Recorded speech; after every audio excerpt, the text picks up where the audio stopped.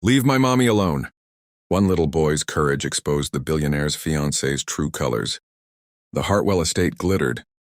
That evening, the way it always did for the family's engagement parties, with crystal chandeliers throwing gold light across marble floors and a string quartet playing somewhere near the terrace doors. Caroline Voss moved through the crowd in a blush silk gown, her diamond ring catching every flash of light as she laughed at exactly the right moments and touched exactly the right elbows. She had spent 3 years engineering her way into this family, and tonight, with 200 guests watching her stand beside Nathaniel Hartwell, she intended to make sure everyone understood who ran this house now. Emily Carter understood the house better than anyone. She had worked as the Hartwells' live-in housekeeper for 6 years. Since before Nathaniel's father passed and left him the company, the estate, and a loneliness he never spoke about, Emily kept the household running the way a heartbeat keeps a body alive. Quietly, constantly, without anyone noticing until it stopped. She had a 5-year-old son, Jack, whom she brought to work because there was no one else to watch him. And Nathaniel had never once complained. He liked having a child's laughter in the house. He said it made the place feel less like a museum. That night, Emily was working the event in a simple black uniform, refilling water glasses and directing catering staff, trying to keep Jack close without letting him wander into the ballroom, where 200 strangers an evening might trip over a small boy chasing a balloon that had escaped from the dessert table. She had told him 3 times to stay near the kitchen. He had listened for approximately 11 minutes. Jack found his mother again near the champagne fountain, tugging at her apron with the particular urgency of a child who has something important to report.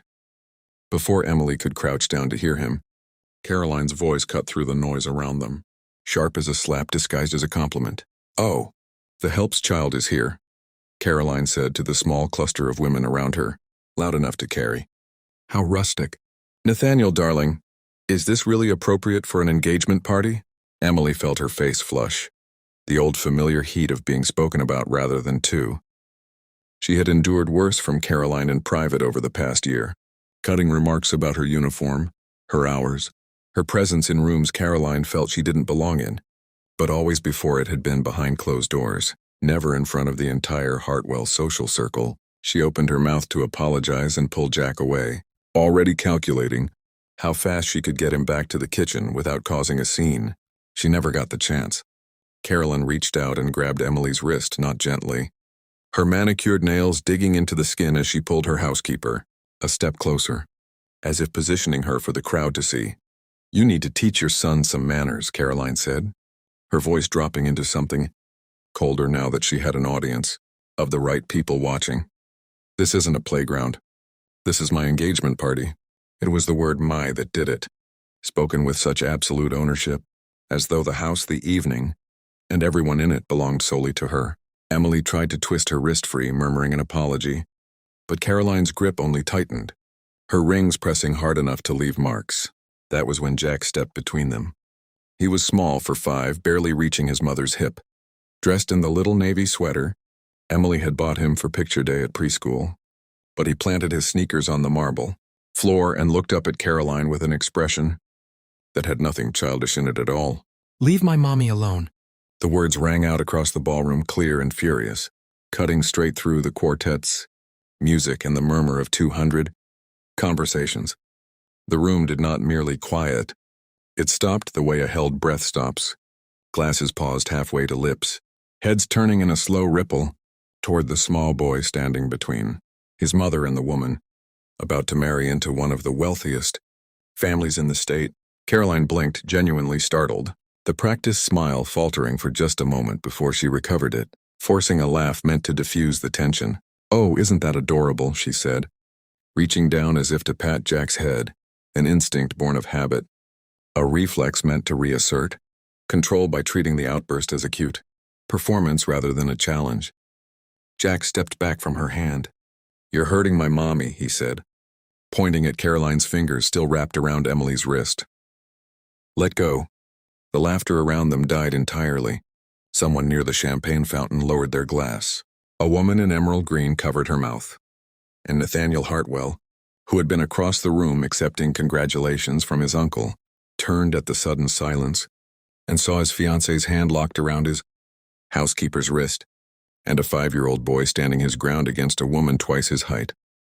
He crossed the ballroom in a way that made the crowd part for him without him having to ask. "Caroline," his voice was quiet, but it carried the particular authority of a man who had spent his whole life being listened to.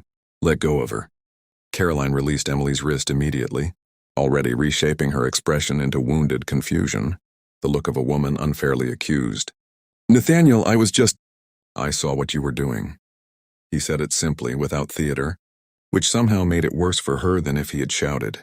He knelt down in front of Jack, bringing himself to the boy's eye level in front of the entire party, an act that made several guests exchange glances, because Nathaniel Hartwell did not kneel for anyone, not even his own board of directors.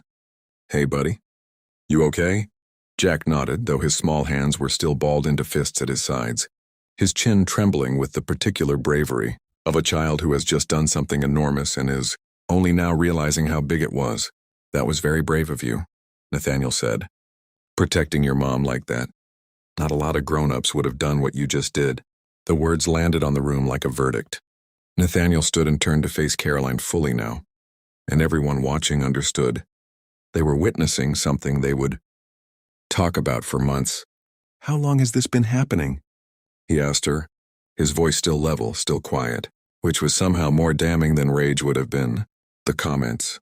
The way you talk to her. How long, Caroline?" "Nathaniel, please, we're at a party. Can we not do this?" "How long?" Emily, still holding her wrist where the rings had left faint red crescents, tried to intervene, tried to smooth things over the way she always had, because smoothing things over was her job and had been for 6 years. "It's fine, really. It was nothing. I should have kept him in the kitchen." Nathaniel knelt back down in front of Jack once the doors had shut behind her. "Thank you for looking out for your mom tonight," he said. "That took real courage." Jack, finally allowing himself to be a 5-year-old again now that the danger had passed, reached out and hugged him, unprompted, the way children do when they decide someone is safe.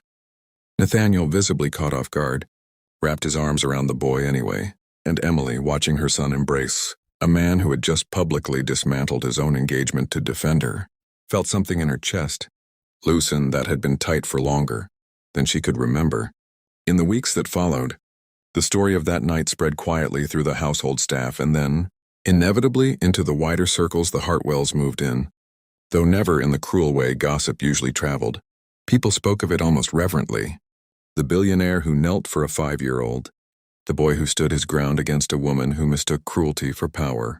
Nathaniel began finding reasons to be in the kitchen more often in the evenings, ostensibly to check on renovation plans for the East Wing, though everyone in the house understood exactly whose company he was seeking. Jack adopted him almost immediately as a fixture of his world, showing him dinosaur drawings and insisting he sit through elaborate games of hide-and-seek that Nathaniel, despite 41 years and a company with 1,200 employees, seemed to genuinely enjoy losing. It took 8 months for Nathaniel to work up the courage to ask Emily to dinner, not as her employer but as himself, and when he did, he told her honestly that he had been drawn to her long before that night, but had never let himself acknowledge it while Caroline stood between them. Emily, who had spent 6 years believing herself invisible in that house except for the work her hands produced, found herself laughing for the first time in longer than she could remember at how absurd it was that her son's small, furious voice had done what neither of them had the courage to say aloud. They married 18 months later in the same ballroom, though this time the guest list was smaller and warmer, chosen for kindness rather than status. Jack, 7 years old by then and considerably taller, stood beside Nathaniel at the altar in a small navy suit, holding the rings with the same fierce seriousness he'd once used to defend his mother's honor. When the officiant asked if anyone objected to the union, Jack, without waiting to be called on, announced to the entire gathering that nobody better, which drew a wave of laughter through the crowd and a proud, watery smile from his mother. Later, during the reception, Nathaniel lifted his glass and told the guests that the truest test of a person's character wasn't how they treated people who could help them, but how they treated people who couldn't, and that he had learned that lesson not from any boardroom or business school, but from a 5-year-old boy who simply refused to let anyone hurt the person he loved. Emily, watching her son fall asleep against Nathaniel's shoulder before the cake was even cut, understood that the house that had once felt like someone else's world had finally, completely become their home.